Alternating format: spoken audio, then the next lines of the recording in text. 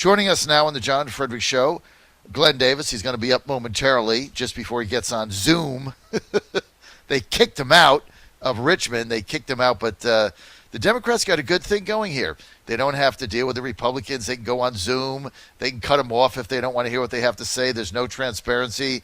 They can pass all their crackpot stuff and get $210 a day per diem while sitting home in their pajamas. What a good deal. Oh, taxpayers ripped off by the Democrats yet once again. Glenn Davis will be talking about that and the other nonsense going on there. Of course, as I've said, the real reason the Democrats got out of town is they don't want anybody actually going to downtown Richmond and having to face upfront reality with what another Democratic regime does to a city. Burn down the F word all over the place, F this, F that, on every storefront. It's boarded up. Everything closed, burned out. That's their city. They wanted to get out of there, not bring attention to it. Joining me now, House of Delegates member, Republican, Virginia Beach, Glenn R. Davis. Glenn Davis, great to have you, man. Good morning, John. How you doing? I can't wait to get this book you just talked about. I want to go get to that after the show. Just go to, Just go to blitz411.com, and you can get it for free. Yep. Just do that, and they'll have it there in about a week. So, Glenn Davis, your tweet yesterday really made me laugh, where you, you tweeted out the picture of you trying to get on in the committee meeting, which you're serving on the committee, and it said you couldn't get on the meeting because there was already 100 people there, and that was it for Zoom. And you took a screenshot of your computer and tweeted that out. Therein lies the issue. Why did Eileen Filler-Corn and Caucus of the Corn kick everybody out of Richmond? Well, John, it's like, actually that was the floor. That was the full floor session that I could not get into, which is, even worse. The Democrats thought for safety. Somehow they thought they could bring us back into the basketball arena and keep us safe once, but couldn't do it twice. And that just blows me away. I give credit to the clerk's office. They did a hell of a job, John. We got up there. They handed out hand sanitizer when we went in. There was well over 6 feet between the desks. Because remember, we're on a big basketball court. They did a great job. But they didn't want to do it a second time. They thought we should be able to be at our houses, sitting on the couches.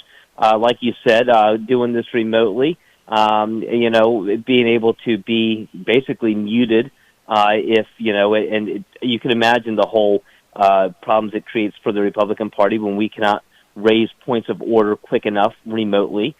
You can imagine the problems that, we have more rural legislators than the Democratic Party does. I mean, up there in Northern Virginia, they don't have issues with broadband, but, you go, Roanoke and west of Roanoke, and you start having issues, and those are Republican legislators. So they're having to deal with those issues. And then, John, yesterday I had to get out of the web app and go onto the desktop app. And I guess maybe they only bought the 100-person thing of Zoom. And because there's 100 legislators, the problem is if you put some clerk staff on there, then there's not a room for the rest of us. And I couldn't get back into my floor session. And then when I got back in, Todd Gilbert, our minority leader, brought up that there were 4 or 5 others that were still having the same issue that couldn't get in, and we literally had to, go into pause, go into at ease, and then they had to reread a long resolution all over again because it's not valid to read it when some of us got kicked out. It's a mess, John. You know what? And I had Nick Freitas on the other day, and he and former House of Delegates member, he's House of Delegates member running for Congress in Culpeper, former House of Delegates member Chris Saxman was in a conversation, and they went absolutely crazy over the fact that the Democrats didn't even follow the rules, and they manipulated them. You're supposed to wait 5 days. But I guess the Senate is meeting in the Science Building, in the Science Museum. You guys were in a basketball arena. It was perfectly safe. The last time you met, I think you guys were outside under a tent or something. So now all of a sudden they decide, well, because of COVID, we can't meet legitimately, even though they could meet for a day, but they can't meet for several days. I understand from House of Delegates members that the way it was set up on, I guess, Monday was fine. Everybody had a mask on, plenty of social distancing, but yet they have to make a political statement and then get out of town. But then they voted themselves the per diem, $210 a day. The per diem is set up by taxpayers to pay to go to Richmond, meals, hotel. It's not a lot of money, Yep. but it's $210. But they voted themselves to get the $210, and they're sitting at home in their pajamas. What's up with that? John, I know every Republican voted against that. And I'll tell you, John, a lot of times when votes come up, that are big votes, we go into recess and we talk about things and we come out and vote as a block. I will tell you, I'm proud to be a member of this Republican caucus because that didn't happen. The resolution prior went through. They immediately threw up, I think it was 516, which was we're still going to get paid that $210 per diem per day. There was no knowledge about this by any person on our side of the House. It got thrown up there, and everyone voted against it without us even having a discussion with it, which I thought was a great moment for the Republican caucus. And it just shows, the integrity that we have in our caucus. And when we say that we're for fiscal responsibility and not fleecing the taxpayers, we mean it. That just so people understand, that 210 is not just what we get paid to do our responsibility, to fulfill what we're, our obligations. We still get paid to spend the day doing the people's business. That 210 is on top of that for, like you said, John, for travel, for lodging and meals and everything else that we don't have to do when we're sitting at home on our couch. So I thought it was kind of absurd. My colleagues thought it was absurd. Obviously, the Democrats didn't. And, when they use the term fleecing of America and fleecing the taxpayers, it's accurate, John. I mean, that's exactly what happens to the taxpayers in the Democratic control. What is look? It's outrageous, and one of my theories is the reason they went home is to make a statement that nobody can go out during COVID and everybody has to stay home and sit in a box or something with a hazmat suit on. I mean, that's basically what the Democrats' position is now. That's why they don't want to open up schools. They don't want college football, and it's all about beating Trump in November. Mm-hmm. I don't know what they're going to do when Trump wins again, jump out of windows. I have no earthly idea, Glenn, because he is going to win again. No doubt in my mind. Yeah. So all this is going to be for them for naught. But let me just ask you something. One of my other theories is if you go downtown, it's horrifying, right? For people that have not been there for a while, since like January or February when you guys were there, you go downtown, the burnings are all the buildings are boarded up. There's the F word on every single piece of plywood. You can't take you can't walk there without wanting to vomit. It's burned down, looted, broken glass still strewn all over the street. They've not cleaned up the graffiti. Everything is closed. You can't eat out. You can't get a cup of coffee. It's turned into a horror show. Is part of the reason you think the Democrats and Caucus of the Corn wanted to get out of there so you didn't bring attention to a Democratic city that they control that has been basically burned out? Is that possible that came into play? John, we went straight there and came straight back to the Capitol. When I was driving, I did see the F word on a number of buildings. I will tell you, I think you and others have done a great job bringing attention to what is going on there. So I don't think sending us home it hindered that at all. I think, you've put a light on that for a long time, and some others have as well. John, I really think it has to do with two things. I think it has to do, like you said, with, you got to have this, you can't be safe outside your home. I mean, there is a lot going on with this whole Trump scenario, and you have to make people feel unsafe. Now, that being said, the coronavirus is something that, has taken some lives, especially some of the elderly. There are needs to keep people safe, and everyone should be responsible. But it's that perception that they have to create because when people are scared, they vote against the status quo. So I think that's the first thing that comes into play quite a bit. The second thing that comes into play, John, is it makes things a little bit easier for them, honestly. I mean, look, it's no secret if you watched last session that they did not do very well answering questions. Heck, they actually refused to answer questions on a number of occasions. I've never seen it being a legislative aide in the mid-'90s when the Democrats had significant control to when we had control. Legislators refused to answer questions or answer one but not a follow-up.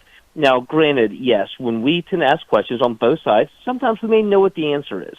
But we're asking it because we want, them to talk about it, and then we can give speeches about it, and that's how you get to the truth of the matter.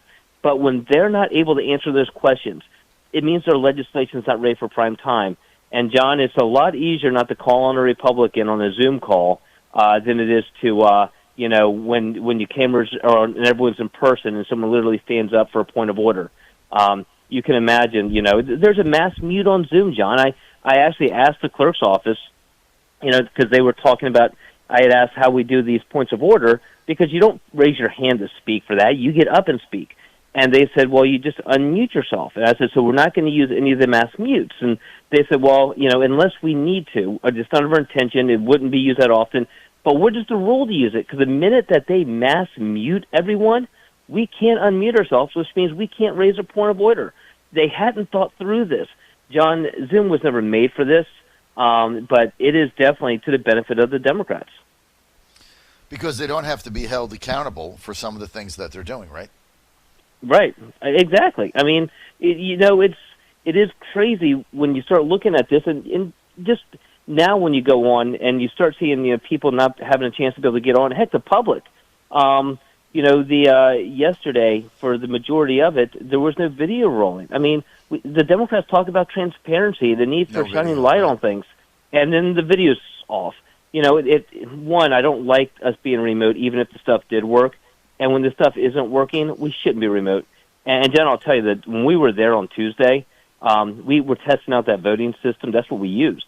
The very first vote, we had a problem, and there were some Democrats, and I think one Republican, that couldn't vote. We had to go at ease, figure out what's going on with the machines, and they still sent us home with them to do this remotely.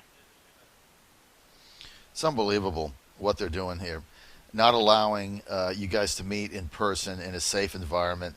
Meantime, the state Senate is meeting in the Science Museum, and that seems to be going fine. No talk there about doing this remotely. So I guess the senators can meet with their staff and the media there, but the House can't. Why is that? You know what's funny, John? We had to pass a procedural resolution, and it had to be approved by the Democrat-controlled state Senate. And, of course, it flew out of the House on a party line vote. It goes over to the Senate and gets killed. I like giving the senators over there a hard time, and you and I both know there's a lot of inside jokes that go around.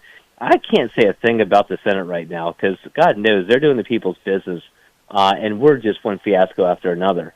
And literally, when the Democratic-controlled Senate won't agree with what the House wants to do, you know that you've probably gone a little bit too far. All right, let's get to a couple other big issues. You're on the John Fredericks Radio Network across America. We're with Glenn Davis. Glenn Davis, House of Delegates member, Republican from Virginia Beach. Glenn, just today, the Governor Ralph Northam's administration said that Virginia is in the process of applying for federal funds made available by the Trump administration to supplement the state unemployment benefits by $300 a week. And, of course, according to the administration's plan, I think the state has to pay 25% of that, if I believe, or $75 of it. When you take that and then you take the budget cuts that you have, how does this all work? Tell us about that, the budget. Well, I mean, John, the budget's something else. Obviously there's a shortfall. The shortfall is not near as bad as what was initially anticipated, thank God. And honestly, I credit that to the economy we had, which was Republican control, Donald Trump. If we didn't have such a strong economy going into this, we'd be a lot worse than where we are today. So the governor's got his agenda. It has been rolled out.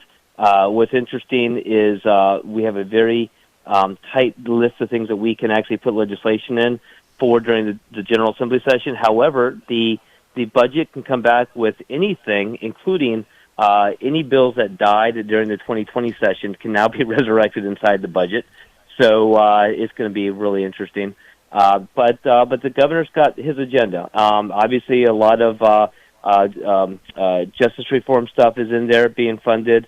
A lot of stuff related to subsidizing and preventing evictions, rent subsidies, stuff like that. It's John. It's going to be fiscally responsible to the extent that we're still going to have a rainy day fund and that sort of thing. But I think the priorities are kind of messed up. I think a lot of Republicans think some of the priorities are kind of messed up. But it is what it is when you have Democratic control. Let me just clarify one thing I said a couple of minutes ago. I made a mistake. I said that Northam had applied for the $300 a week federal supplement to unemployment, which takes a few weeks to get going for Virginians. That supplements the state unemployment. I said the state would have to pay 25% of that. They only pay 25% if they went to $400 a week. So if they do the $300 a week, the states don't have to pay anything extra. You just get that federal supplement of $300 that comes from the federal government. So, Glenn, you have to have a balanced budget. That's the law. So there's no deficit spending in Virginia. So you don't like the priorities, but if I heard you correctly, it sounds like you said that the budget is going to get balanced, and there'll still be some money remaining in the rainy day fund. Is that did I understand that correctly? Yeah, I mean, John, the one thing that Republicans and Democrats have done well, and it's a tradition in Virginia, is we are fiscally responsible when it comes to stocking money away for the future. We did an amazing job, and a lot of it credit goes to Chairman Torian, who continued the tradition. When he became chairman after Chris Jones, of making sure, because actually he even pushed back on the governor during regular session on some of the stuff the governor wanted to do. So thank God we pushed back and we had that fund. And then Aubrey Jones, Secretary of Finance, had put out a statement. And once again, I mean, I think it goes to some people who have been able to kind of put a leash around some of the desires of the administration. But, Aubrey and the governor's administration then came out and said, we're not going to use one-time money on multi-year expenses. You're not going to go fund raises based upon one-time money coming from the feds or something like that, which is the responsible thing to do. So that is the one bright, shiny part of this whole thing is we are still being fiscally responsible, just have a priority issue. So it's like Kamala Harris said last night, at the federal level, we have a chance to change history. John, I've seen what she means in Virginia over the last 8 months, what she means by we have a chance to change history. I don't like it, and it's not for the better. Glenn Davis, are you going to run for Lieutenant Governor 2021?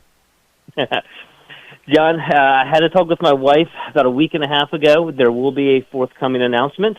I didn't think after the last race that I would be looking at another statewide run. We got to number one for business and job growth, which is, was my passion.